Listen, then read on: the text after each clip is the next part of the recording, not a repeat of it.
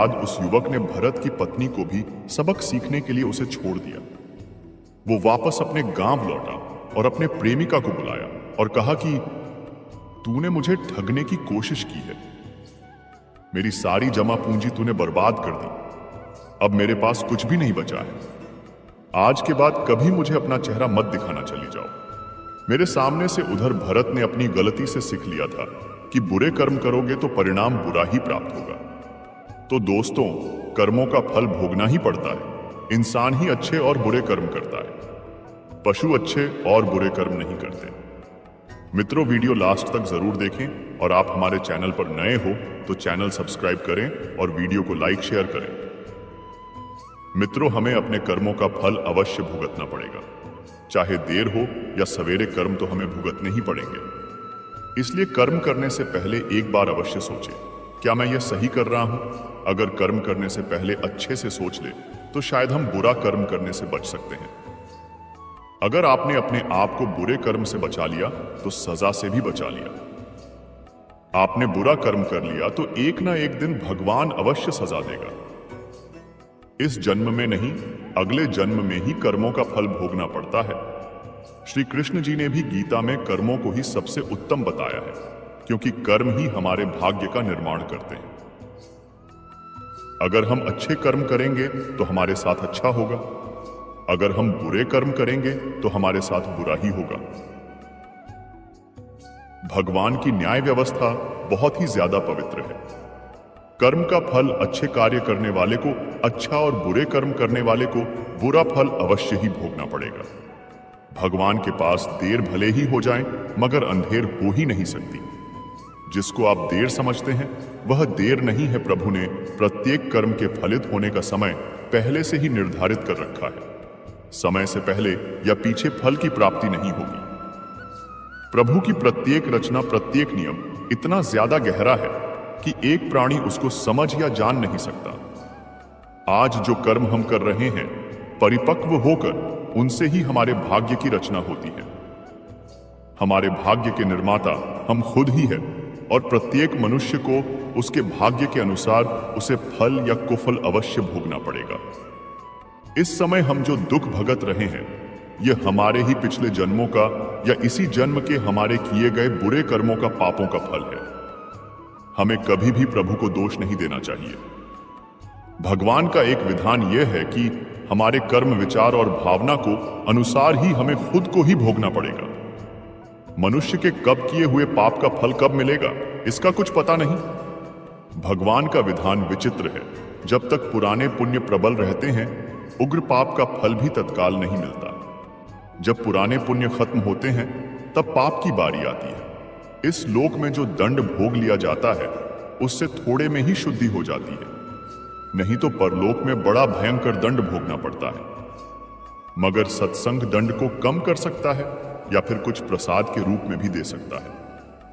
अपने दुखों को हंस हंस कर झेलो, फिर रोकर क्यों झेले, क्योंकि रोने से कष्ट दुगना हो जाता है और हंसते हंसते रहने से आधा हो जाता है। जिस दिन पाप कर्म हो जाएं, तो अगले दिन उपवास रखो। यह एक उत्तम, यह कर्म भूमि है। कर्म तो करना पड़ेगा। कर्म नहीं करोगे तो पाप चढ़ेगा। जैसा कार्य कर्म होगा वैसा ही फल भी भोगना पड़ेगा। गीता में भगवान श्री कृष्ण महाराज ने संदेश दिया है कि अवश्यमेव भोक्तव्यं कर्म कृतम शुभाशुभम, अर्थात व्यक्ति को अपने किए हुए शुभ और अशुभ सभी कर्मों का फल अवश्य ही भोगना होता है। नीति शास्त्रकारों ने मनुष्य के कर्म करने की तुलना किसान के साथ की है। वह कहते हैं कि यो यद वपति बीजन लभते हि तादृशम फलन, अर्थात जिस प्रकार एक किसान अपने खेत में जिस फसल का बीज बोता है, वही बीज फसल के रूप में किसान काटता है। इस सिद्धांत के विरुद्ध न कभी आज तक हुआ है और न कभी आगे होगा। इसलिए कहावत प्रसिद्ध है कि बोए पेड़ बबूल के तो आम कहां से हुए। यही व्यवस्था परमात्मा द्वारा बनाई गई सृष्टि में मनुष्यों के ऊपर लागू होती है। परमात्मा ने मनुष्य को कर्म करने के लिए स्वतंत्र रखा है। इंसान जैसा चाहे कर्म कर सकता है। अच्छे या बुरे कर्म मनुष्य की विवेक शक्ति के ऊपर निर्भर करते हैं। मनुष्य अपने जीवन में जैसे जैसे कर्म करता जाता है, वैसे वैसे ही उसके जीवन का निर्माण होता जाता है। परंतु परमात्मा ने मनुष्य को केवल कर्म करने की स्वतंत्रता दी है। कर्म फल व्यवस्था परमात्मा के अधीन है। जैसे कर्म किए हैं वैसा ही फल मिलेगा। यह निश्चित है क्योंकि परमात्मा न्यायकारी है। परमात्मा मनुष्य द्वारा किए जाने वाले प्रत्येक कर्मों को जानने वाला है। परमात्मा के आगे किसी की सिफारिश नहीं चलती। इस कलयुग में तो लोग रिश्वत देकर अपना काम निकालते हैं, लेकिन परमात्मा को कोई रिश्वत नहीं दे सकता। इसलिए परमात्मा को पूर्ण न्यायकारी कहा गया है। परमात्मा की अटल न्याय व्यवस्था से कोई भी आज तक न तो बचा है और न ही आगे बचेगा। इसलिए अच्छे कर्म करने वाला व्यक्ति डरता है। बुरा कर्म करने वाला व्यक्ति हर समय भयभीत होता है। उसके मन में सदैव यह शंका रहती है कि कभी मेरे बुरे कर्म सामने न आ जाएं। बुरे कर्मों के सामने आते ही उसे उन कर्मों का फल मिलना शुरू हो जाता है। ईश्वर द्वारा सभी प्राणियों को कर्म करने की स्वतंत्रता मिली है। कोई भी प्राणी कभी भी इच्छानुसार कैसा भी कर्म कर सकता है। इन कर्मों की आजादी के कारण ही जीवन में नयापन बना रहता है। यदि कर्म करने की आजादी न हो तो जीवन में जीवन जैसा कुछ भी नहीं रहेगा। इसी आजादी के कारण व्यक्ति पाप, पुण्य या मुक्ति में गति कर सकता है। कर्मों की इस आजादी के कारण सबको अपना अपना फल मिलता रहता है और व्यक्ति उसको भोगता रहता है। इसी कारण जगत में इतनी अलग अलग सोच के लोग हैं। इसलिए भगवान गीता में कहते हैं, सभी प्राणी कर्म करने में स्वतंत्र है। व्यक्ति कई प्रकार के कर्म करता है, जिनमें अधिकतर कर्म बांधने वाले होते हैं। बांधने का मतलब है अपना फल देकर व्यक्ति को जगत में फंसाए रखने वाले होते हैं। भगवान श्री कृष्ण कहते हैं, जो मनुष्य अपने कर्तव्यों का पालन करते हुए विपरीत परिस्थितियों में भी अपने धर्म के मार्ग पर अड़िग रहता है और उसके कारण अगर उसकी मृत्यु भी हो जाती है तो वह मृत्यु भी उसके लिए परम कल्याणकारक बन जाती है और उस मनुष्य को स्वर्ग की प्राप्ति होती है। हे अर्जुन, मेरे और तुम्हारे बहुत से जन्म हो चुके हैं। उन सबको तू नहीं जानता, किंतु मैं जानता हूं मैं अजन्मा और अविनाशी हूं।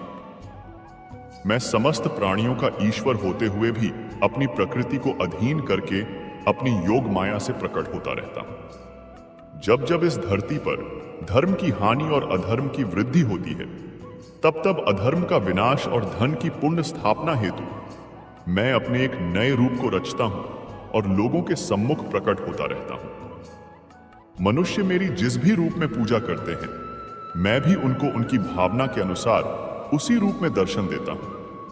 मनुष्य जिस जिस भाव से मेरी उपासना करते हैं, मैं उनके उस भाव का ही अनुसरण करता हूं। जो मेरा चिंतन करता है उसका मैं चिंतन करता हूं।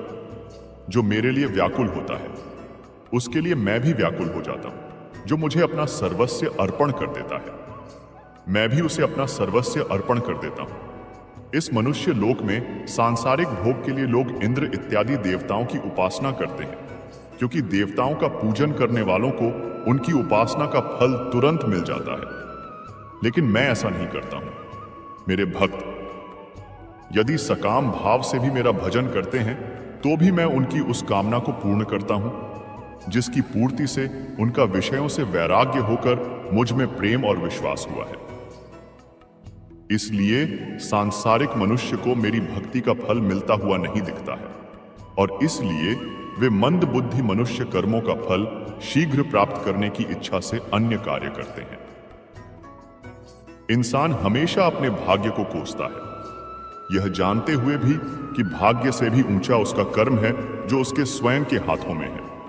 श्री कृष्ण कहते हैं, जो हुआ अच्छा हुआ, जो हो रहा है वह अच्छा हो रहा है और जो होगा वह भी अच्छा ही होगा।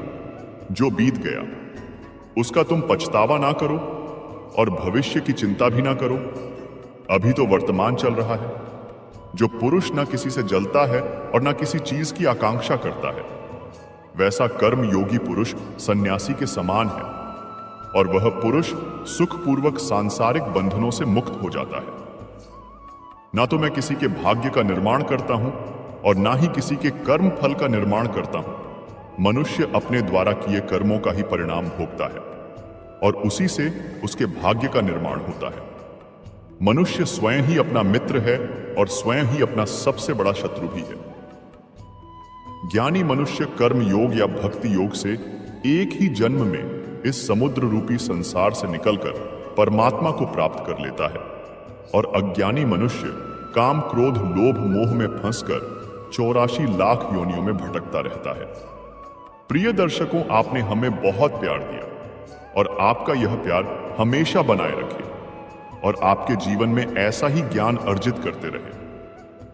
यही ज्ञान आपको जीवन में सफल बना सकता है। जो मनुष्य इस ज्ञान को सुनेगा, समझेगा और अपने जीवन में उतारेगा, उस मनुष्य के जीवन में कितना भी दुख क्यों ना आए, वह उसे हंसते हंसते